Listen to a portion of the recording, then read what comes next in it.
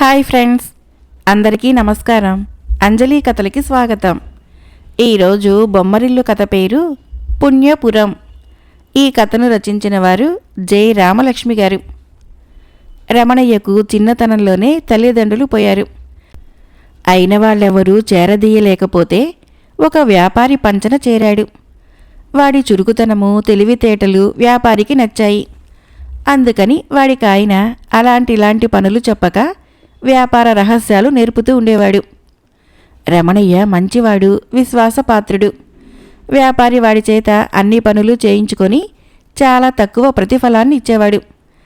అందువలన ఎన్నేళ్లు గడిచినా వాడిది గొర్రెతోక జీవితమైంది. వ్యాపారికి చక్కని చుక్కలాంటి కూతురుంది. ఆమెను రమణయ్యకిచ్చి పెళ్లి చేస్తే వాడు ఇల్లరికిపుటల్లుడై తన ఇంటికి కట్టుబడి ఉంటాడని వ్యాపారి అనుకున్నాడు.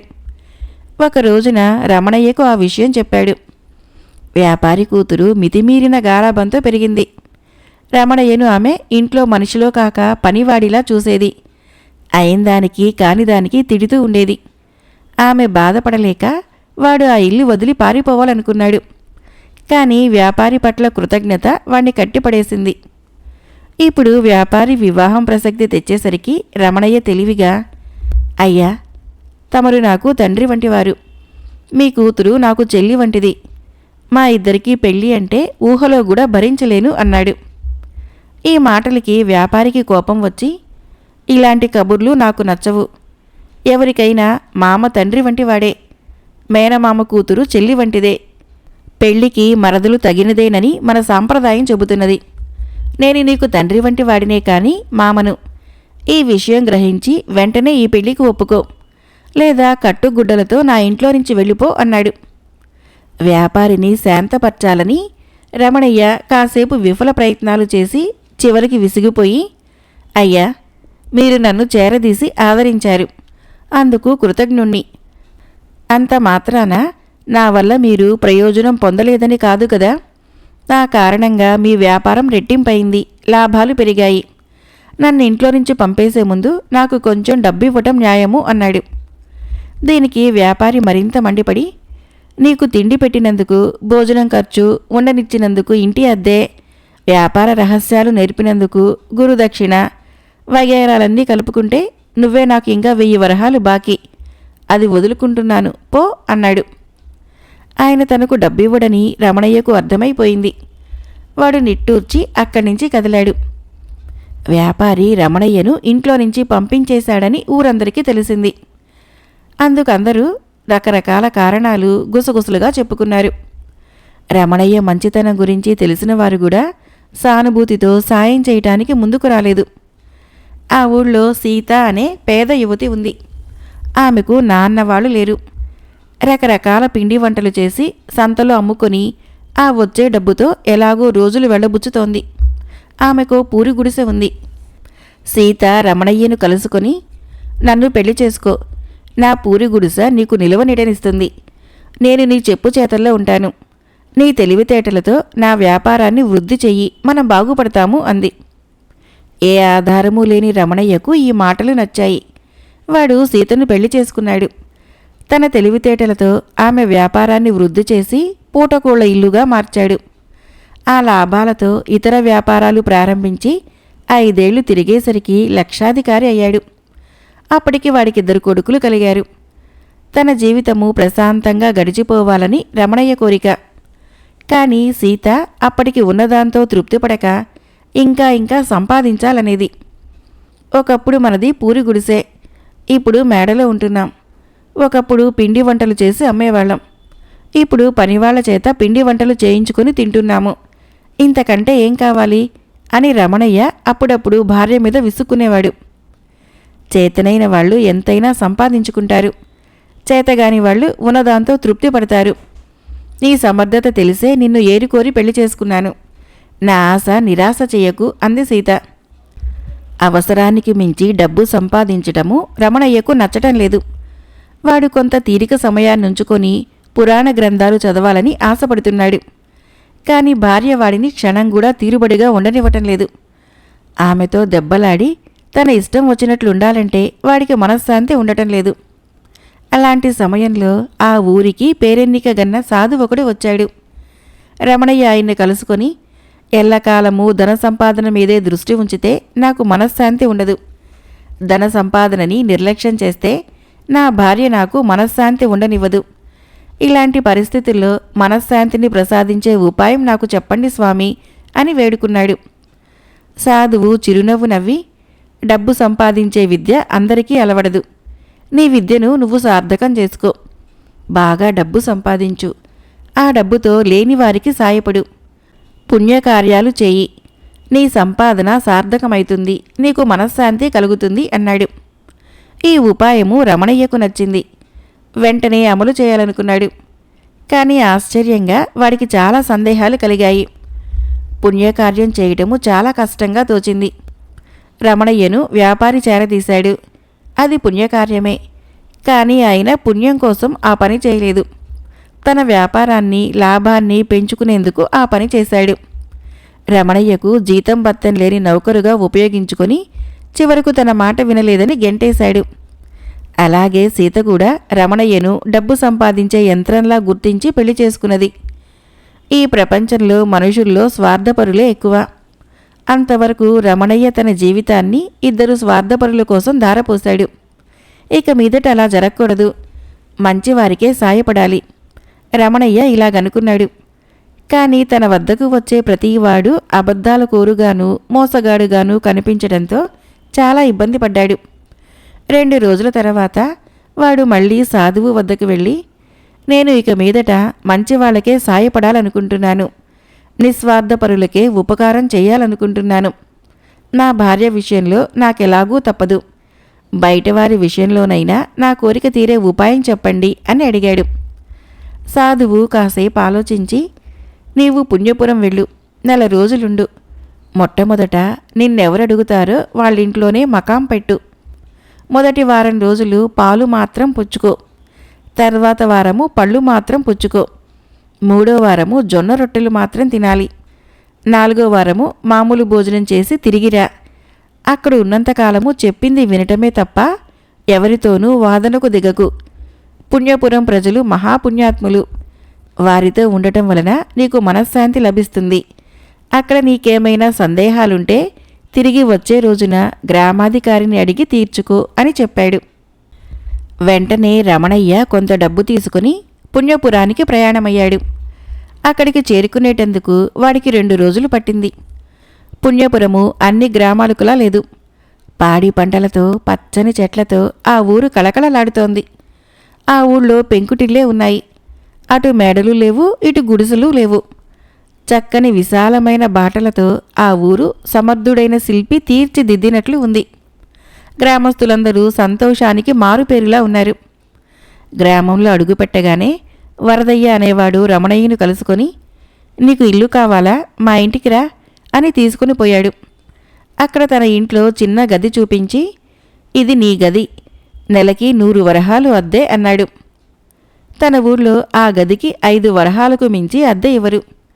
ఆ మాట చెబుదామనుకున్న రమణయ్యకు సాధువు హెచ్చరిక గుర్తుకు వచ్చింది. ఎవరేమన్నా ఎదురు చెప్పకూడదు మరి. కానీ ఆ తర్వాత రమణయ్యకు తెలిసింది, ఆ ఊళ్ళోనూ మిగతా ఇళ్ల అద్దెలు తన ఊరంతా చవకగా ఉన్నాయి. ఏటొచ్చి తనే వరదయ్య పాలపడ్డాడు. ఈ విషయం తెలిసిన ఊళ్ళో ఒక్కరు కూడా అయ్యో పాపం అని రమణయ్య మీద జాలి పడలేదు. మొదటి వారము రమణయ్య పాలు తాగి బ్రతకాల్సి వచ్చింది. అందుకని ఆయన పాలవాడి వద్దకు వెళితే పాలు సేరు 2 వరహాలన్నాడు. 2 వరహాలిస్తే తన ఊళ్ళో నెలంతా రోజుకి సేరు చొప్పున పాలు పోస్తారు.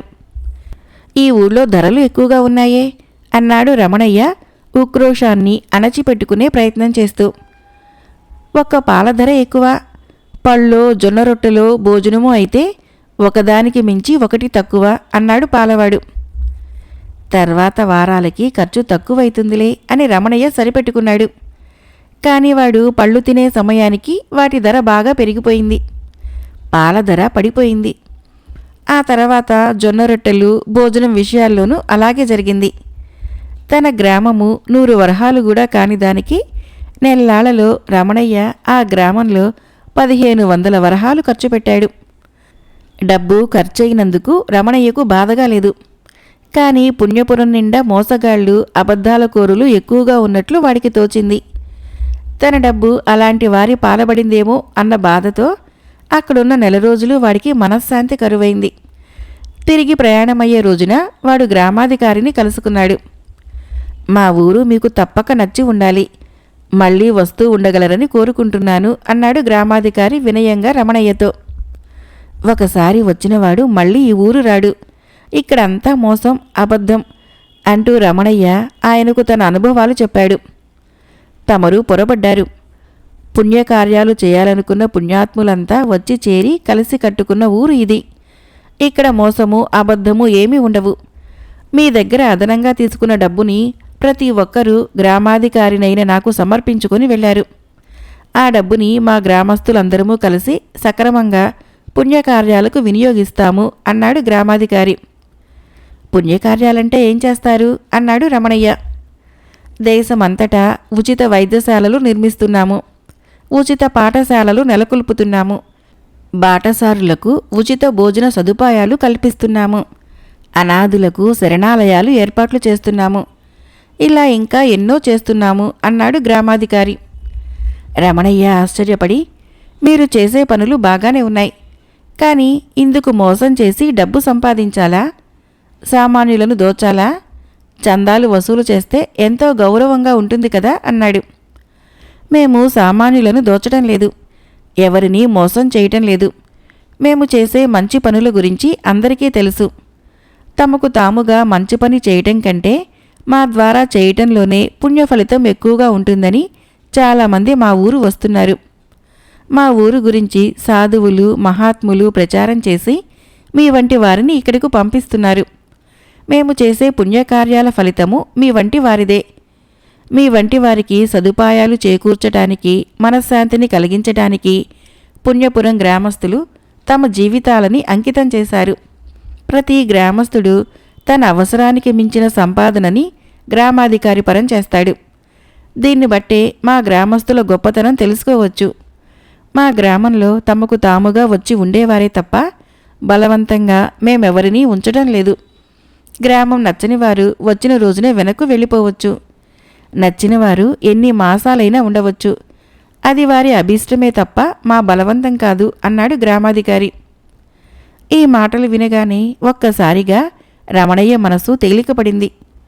వాడు తిరిగి తనింటికి వెళ్ళాక పుణ్యపురం గురించి గొప్పగా ప్రచారం చేశాడు. అంతేకాకుండా అప్పటి నుంచి ప్రతి ఏటా పుణ్యపురంలో భార్యాబిడ్డలతో సహా 4 రోజులుండి వస్తూ ఉండటము ఆనవాయితీ చేసుకున్నాడు. ఆ విధంగా రమణయ్యకు శాశ్వతమైన మనశ్శాంతి లభించింది. మరొక కథ పేరు కిన్నీ మారస్. ఈ కథను రచించిన వారు పి. సురేష్ బాబు గారు. పూర్వము విన్నింగ్స్టన్ గ్రామంలో కిన్నీ మారస్ అనే ధనికుడు ఉండేవాడు. ఆయన కొడుకు చార్లెస్ పెళ్లి అయిన కొన్నాళ్లకే అతని తల్లి చనిపోయింది. కిన్నీ మారస్సు ఒకనాడు పక్క ఊరిలోని తన స్నేహితుడి ఇంటిలో పెళ్లికి వెళ్ళాడు. అక్కడ జూనియా అనే ఆమెను చూసి ముచ్చటపడి 2వ వివాహం చేసుకున్నాడు. జూనియా ఒక మగబిడ్డను కనది. వాడికి తండ్రి టైలర్ అని పేరు పెట్టాడు. తర్వాత కొద్ది రోజులకే కిన్నీ మారస్సు మంచాన పడ్డాడు. కిన్నీ మారస్సు తన అవసాన కాలము ఆసన్నమైందని గ్రహించి తన పెద్ద కొడుక్కి ఒక పుస్తకం ఇస్తూ, టైలరు పసివాడు, కొంతకాలం వాడు ఎవరో ఒకరి సంరక్షణలో ఉండాలి, అందుచేత ఆస్తిలో వాళ్ళకిప్పుడు వాటా ఇవ్వటం లేదు, అంతా నీ పరమే, వాడికి ఒక ఇల్లు, కొంత పొలము ఇవ్వు, ఈ విషయాలన్నీ ఈ పుస్తకంలో రాసి పెట్టాను అన్నాడు. అలాగే జరిపిస్తాను అన్నాడు చార్లెస్ వెళ్ళాక జూనియా తన భర్తతో, వీడు మాత్రం నీ కొడుకు కాడా, వీడికేమీ లేకుండా చేశారేమిటి, మేము ఎలా బతకాలి అన్నది కంట నీరు పెడుతూ. చార్లెస్ చాలా దుర్మార్గుడు, నేను ఇలా చేయకపోయినట్లయితే మీకు తప్పకుండా హాని కలిగిస్తాడు అని చెప్పి ఒక కాగితము జూనియాకిస్తూ, ఇది నా చిత్తరువు, ఇందులో ఒక రహస్యం ఉంది, ఎవరికీ చూపకుండా నీ వద్ద దాచుకో, చార్లెస్ మీకు సహాయం చెయ్య నిరాకరిస్తే ఈ ప్రాంత న్యాయాధికారికి చిత్తరువు చూపించి ఫిర్యాదు చెయ్యి అన్నాడు కిన్నీ మారస్. ఆ తర్వాత కొద్ది రోజులకే అతను చనిపోయాడు. తండ్రి మరణించగానే తన సవతి తల్లిని, తమ్ముడిని తోటలోని కుటీరంలో ఉంచాడు. రోజూ వారికి గోధుమలు, ఇంటి ఖర్చులకు అవసరమైన డబ్బు మాత్రమే ఇచ్చేవాడు చార్లెస్. కొద్ది కాలం గడిచింది. వారుండే గ్రామానికి కొత్త న్యాయాధికారి వచ్చినట్లు జూనియాకు తెలిసింది. అతడు మంచి న్యాయ నిర్ణేత. జూనియా తన భర్త చిత్తరువు తీసుకుని వెళ్ళి న్యాయాధికారికిస్తూ, చార్లెస్ నా భర్త ఆస్తి అంతా స్వాధీనపరుచుకొని నా కొడుక్కి సమభాగం ఇవ్వటం లేదు. తమరే న్యాయం జరిపించాలి. పోయేటప్పుడు నా భర్త ఈ చిత్తరువును నాకిచ్చి తన అసలు వీలునామా రహస్యము ఇందులోనే ఉందన్నారు అన్నది. న్యాయాధికారి చిత్తరువు కేసి చాలాసేపు చూశాడు. చివరికాయన గుడ్డకు అంటించిన బొమ్మను ఊడదీయగా దాని వెనక ఇలా రాసి ఉంది: నేను వృద్ధుణ్ణి. నా రెండవ కొడుకు టైలరు పసివాడు. చార్లెస్ తమ్ముడికి ద్రోహం చేయవచ్చు. నా పొలాలు 3 భవంతులు చార్లెస్కే ఇచ్చాను. తూర్పున ఉన్న పెంకుటిల్లు టైలర్కు చెందాలి. ఈ ఇల్లు పాతదైనప్పటికీ దీని గోడలకు ఇరువైపులా భూమిలో ఉన్న బంగారము, వెండి నా చిన్న కొడుకైన టైలర్కు చెందాలి. కిన్నీ మారసు సంతకము, తేదీ ఉన్నాయి. న్యాయాధికారి చార్లెస్ను పిలిచి అతడితో, నీపైన నీ సవతి తల్లి ఫిర్యాదు ఇచ్చింది. మీ తండ్రి వీలునామా ప్రకారమే ఆస్తి విభజన జరిగిందా అని ప్రశ్నించాడు న్యాయాధికారి. అవును అన్నాడు చార్లెస్. మర్నాడు ఉదయము భటుల్ని వెంటబెట్టుకొని న్యాయాధికారి చార్లెస్ ఇంటికి వచ్చాడు. ఆయన ఎవరితోనో మాట్లాడుతున్నట్టుగా గాల్లోకి పైకి చూస్తూ, మీ భార్యగారు నా వద్ద ఫిర్యాదు ఇచ్చింది. ఆ విషయం ఎలా పరిష్కరించమని తమరి సలహా? ఓహో అలాగా. మీ పెద్దబ్బాయికి 3 ఇళ్ళు ఇచ్చేయమంటారా? మీ చిన్న కుమారుడికి ఏమిద్దామనుకుంటున్నారు? తూర్పు ఇల్లా? మరి అతను బ్రతికే ఉపాయము? అలా చెప్పండి. మంచిది, అలాగే చేస్తాను. అదంతా మీ చిన్నవాడికేనా? మీరు చెప్పిందంతా నేను అమలు చేస్తానులేండి. సరే, ఇక నాకు సెలవిస్తారా అని తిరిగి నిటారుగా నిలబడి చార్లెస్తో, ఇప్పుడు నాతో మాట్లాడిన వారు మీ నాన్నగారు. మా సంభాషణ నువ్వు విన్నావుగా అన్నాడు. నాకు వినిపించలేదు, అంతా ఆశ్చర్యంగా ఉంది అన్నాడు చార్లెస్. ఎత్తు మనిషి, కోలముఖము, పలచని గడ్డము, అధికారులు ధరించే టోపీ పెట్టుకున్నారు. ఆయన కిన్నీ మారసేగా అన్నాడు న్యాయాధికారి. అవును, ఆయన అచ్చు అలాగే ఉండేవారు అన్నాడు చార్లెస్. న్యాయాధికారి వర్ణించింది చిత్తరువు ఆధారంగాని ఎవరికీ తెలీదు. తూర్పున ఉన్న చిన్న ఇల్లు మీ తమ్ముడికి ఇవ్వటము సమ్మతమేనా అని అడిగాడు న్యాయాధికారి. నిస్సందేహంగా అన్నాడు చార్లెస్. అందరూ కలిసి చిన్న ఇంటికి వెళ్లారు. అయితే ఈ ఇంట్లో బంగారము, వెండి పాతి పెట్టినట్లు మీ నాన్నగారు ఇంతకు ముందే నాతో చెప్పారు. అది కూడా టైలర్కే చెందుతుంది అన్నాడు న్యాయాధికారి. ఈ మాటకు చార్లెస్ నేను అభ్యంతరం పెట్టను అన్నాడు. న్యాయాధికారి ఇంటి గోడల క్రింద తవ్వించాడు. వాటి క్రింద బంగారము, వెండితో నిండిన భోషాణాలు బయటపడ్డాయి. తన తమ్ముడితో తండ్రి ఆస్తిని ముందే సరిగ్గా పంచుకున్నట్లయితే ఆ వెండి బంగారాలలో తనకు సగం వాటా వచ్చేది కదా అని చార్లెస్ కుమిలిపోయాడు. జూనియా పట్టలేని సంతోషంతో న్యాయాధికారికి కృతజ్ఞతలు తెలిపింది. మరొక కథ పేరు ధనదాహం. ఇది కరాళ కథ. కథను రచించిన వారు ఫణీంద్ర కుమార్ గారు. కొన్ని శతాబ్దాల క్రితము విక్రమాదిత్యుడు అనే ధైర్య సాహసాలు గల రాజు ఉండేవాడు. అతనిని ఎవరు ఏమి కోరినా వెంటనే వారి కోరికలను తీర్చే దయార్ద్ర హృదయుడు. ఒకనాడు ధీచరణ అనే ముని విక్రమాదిత్యుడితో, మహారాజా, మీ సహాయం అర్థించి వచ్చాను. అమావాస్య అర్ధరాత్రి ఈ ఊరి శ్మశానంలో ఉన్న మర్రి చెట్టుకు వేలాడుతున్న శవాన్ని నీలాంటి ధైర్య సాహసాలు కల రాజు ద్వారా తెప్పించుకొని దానిపై కూర్చొని పూజలు చేస్తే కొన్ని శక్తులు లభిస్తాయి. ఆ శక్తులని లోక కళ్యాణానికి వినియోగించాలని నా చిరకాల వాంఛ. కావున శ్మశానానికి దక్షిణంగా ఉన్న నా యాగశాలకు ఆ శవాన్ని తీసుకొని రావాలి అని అన్నాడు. అది విని విక్రమాదిత్యుడు అమావాస్య రోజున పడమర దిక్కుగా బయలుదేరి వెళ్ళి చెట్టు కొమ్మకు వేలాడుతున్న శవాన్ని తన భుజానికి ఎత్తుకుని బయలుదేరాడు. అప్పుడు శవంలోని కరాళుడు నవ్వుతూ, రాజా, ఏ ప్రయోజనాన్ని ఆశించి నువ్వు ఈ పనికి పూనుకున్నావో కానీ సర్వసాధారణంగా మోసగాళ్ల వలన అమాయకులు మోసపోతూ ఉంటారు. నువ్వు ఈ తాంత్రికుడి చేతిలో మోసపోలేవని ఖచ్చితంగా చెప్పలేను. వెనకటికి నీలాగే నమ్మి మోసపోయిన గోవిందయ్య అనేవాడి కథ చెబుతాను. కానీ నీవు మధ్యలో నోరు విప్పి మాట్లాడితే నేను తిరిగి వెళ్ళి చెట్టుకు వేలాడతాను. అలాగని నేను ప్రశ్నించిన దానికి సమాధానం ఇవ్వకపోతే నీ తల 1000 ముక్కలైతుంది అంటూ కథ మొదలుపెట్టాడు. పార్వతీపురంలో గోవిందయ్య అనే గొర్రెల కాపరి ఉండేవాడు. ఒకరోజు ఎప్పటిలాగానే వాడు పక్కనే ఉన్న చిట్టడవికి తన గొర్రెల మందను తోలుకొని వెళ్ళాడు. అడవిలో ఒక మర్రి చెట్టు క్రింద సాధువకుడు స్పృహ తప్పి ఉండటం చూశాడు. వెంటనే కొద్ది దూరంలో ఉన్న చెరువు నీళ్లు తీసుకొని వచ్చి తాగించాడు. సాధువు మెల్లగా తెప్పరిల్లాడు. నాయనా, ఎండ దెబ్బకు కడగట్టిన నా ప్రాణాన్ని నిలిపావు.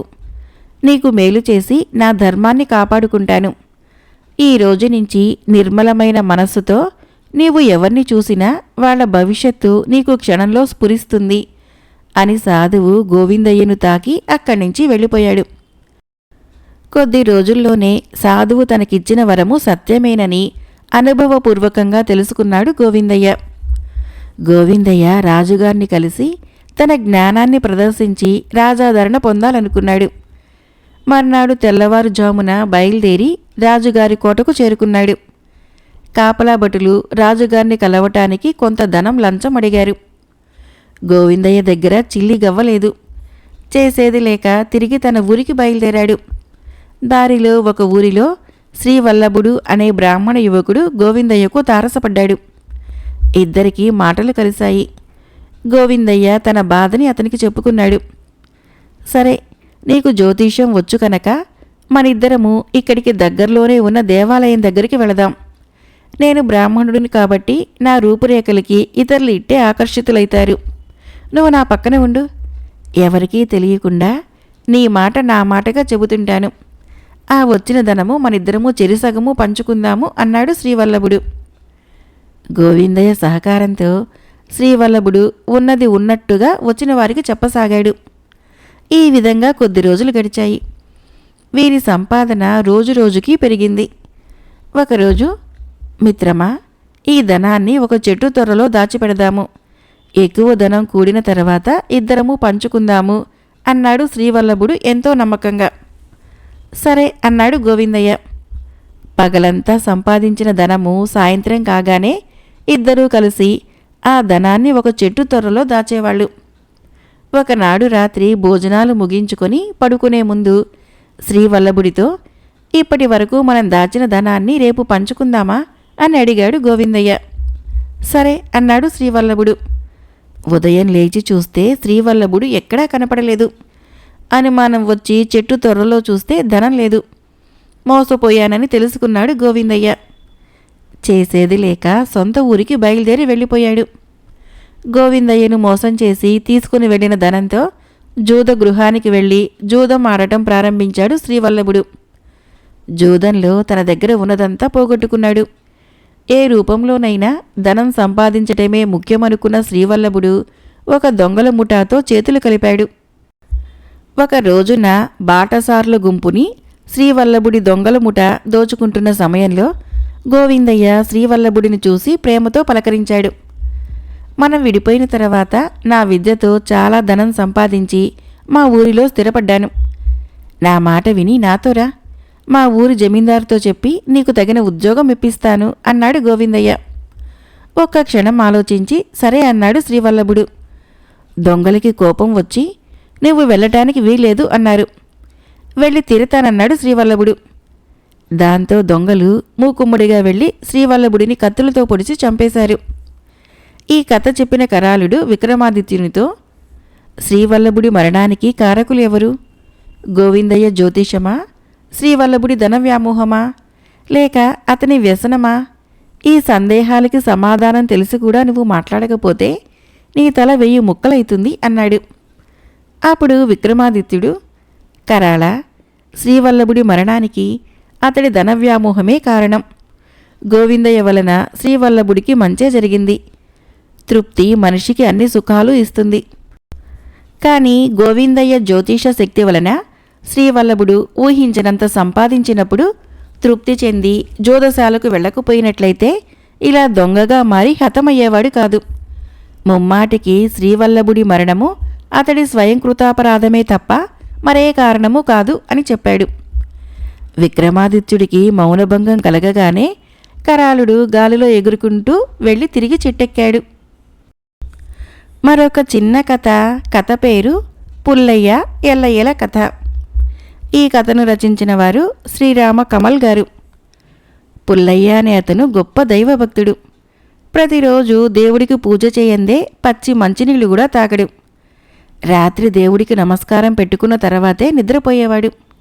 ఒకరోజు రాత్రి అతడికి కలలో దేవుడు కనిపించి, ఒరేయ్ పుల్లయ్య, నీ భక్తికి మెచ్చాను, ఏం కావాలో కోరుకో అన్నాడు. పుల్లయ్య వెంటనే, స్వామి, ఎదురింటి ఎల్లయ్య నాస్తికుడు, వాడిలో భక్తిభావం ప్రవేశపెట్టు. ఎదురింట్లో నాస్తికుణ్ణి పెట్టుకొని నేను అసంతృప్తితో బాధపడుతున్నాను అన్నాడు. రేపటి నుంచి వాడిలో మార్పు తేవటం కోసము నువ్వు చిన్న చిన్న మహిమలు చేయగలుగుతావు. నీకు వాక్శుద్ధినిస్తున్నాను. ఎల్లయ్యని భక్తుణ్ణి చెయ్యి అన్నాడు దేవుడు. పుల్లయ్య నిద్రలేచి కల గుర్తు చేసుకొని ఎంతో సంతోషపడ్డాడు. అతడు వీధిలోకి వెళ్ళి ఎల్లయ్యను పిలిచి, దేవుడు నాకు కనిపించి నీకు బుద్ధి చెప్పమన్నాడు. ఈ రోజు నుంచి దైవ పూజలు ప్రారంభించు. నాకు శిష్యుడివిగా. అలా కాకుంటే నీ పెరట్లో ఉన్న కొబ్బరి చెట్టు బూడిదైపోతుంది అన్నాడు. ఎలా అవుతుందో చూస్తాను. నేను దేవుడికి పూజ చేయనుగాక చెయ్యను అన్నాడు ఎల్లయ్య. ఇంతలో అతడి భార్య ఇంట్లో నుంచి బయటికి వచ్చి పెరట్లో కొబ్బరి చెట్టు బగ్గున మండి బూడిదైపోయిందని చెప్పింది. పుల్లయ్య గర్వంగా మీసం మెలేశాడు. ఎల్లయ్య వెంటనే అక్కడి నుంచి ఊరి చివర చింత చెట్టు దగ్గరికి పరిగెత్తి, చింతల దయ్యం, నువ్వెన్నోసార్లు నాకు సాయపడతానంటే వద్దన్నాను. ఇప్పుడు నీ అవసరం వచ్చిందిరా అన్నాడు. నాకు అపకారమే తప్ప ఉపకారం చేయటం రాదు, తెలుసు గదా అన్నది దయ్యం. ఎల్లయ్య దానికి జరిగింది చెప్పాడు. దయ్యము జబ్బులు చరుచుకుంటూ, వెళ్ళి చూడు, ఆ పుల్లయ్య ఇల్లు ఒక మూల కూలిపోయి ఉంటుంది అన్నది. దయ్యము చెప్పినట్లే జరిగింది. అప్పుడు పుల్లయ్య రెచ్చిపోయి ఎల్లయ్య ఇల్లు కూలిపోయేలా చేశాడు. ఇందుకు ప్రతీకారంగా ఎల్లయ్య పుల్లయ్య ఇల్లే కాక పంట పొలాలు కూడా నాశనమయ్యేలా చేశాడు. ఆ రోజు పొద్దు పొడిచే సమయానికి ఇద్దరూ సర్వనాశనమైపోయారు. ఆ సరికి ఇద్దరికీ తామేం చేస్తున్నారో స్పృహకు వచ్చింది. పుల్లయ్య ఎల్లయ్యను కలుసుకొని, నన్ను దెబ్బతీయటానికి దయ్యంతో సావాసం చేశావు. నీ సంగతి ఊర్లో అందరికీ చెప్పి ఊరి నుంచి తరిమి కొట్టిస్తాను అన్నాడు. అందుకు ఎల్లయ్య కోపంగా, మనం నమ్మిన వాళ్ళ మధ్య పెద్ద తేడా నాకేం కనిపించడం లేదు. అయితే దయ్యం సంగతి తెలిసి నేను దానికెప్పుడూ దూరంగా ఉన్నాను. నీవు దేవుడి పేరు చెప్పి నన్ను సాధించపూనుకున్నాకే నేను దయ్యం దగ్గరకు పరిగెత్తాల్సి వచ్చింది, అవునా అని అడిగాడు. పుల్లయ్య కొంచెంసేపు ఆలోచించి, అవును, ఎవరికీ అపకారం చెయ్యని నువ్వు నాస్తికుడివైతే నాకేం లోటు వచ్చింది? నిన్ను మార్చాలనుకోవడం వలనే ఇన్ని ఇబ్బందులును అన్నాడు. ఆ రాత్రి దేవుడు ఎల్లయ్యకు కలిగిన నష్టమంతా పూడ్చేశాడు. దయ్యాన్ని మందలిస్తే అది పుల్లయ్యకు నష్టాన్ని పూడ్చేసింది. ఇక బుద్ధిగా ఉండమని కలలో కనపడి హెచ్చరించి మాయమయ్యాడు దేవుడు. కథ అయిపోయింది. ఫ్రెండ్స్, ఈ కథలు నచ్చినట్లయితే మన ఛానల్ని తప్పకుండా సబ్స్క్రైబ్ చేయండి, లైక్ చేయండి, షేర్ చేయండి, కామెంట్ చేయండి. Thank you.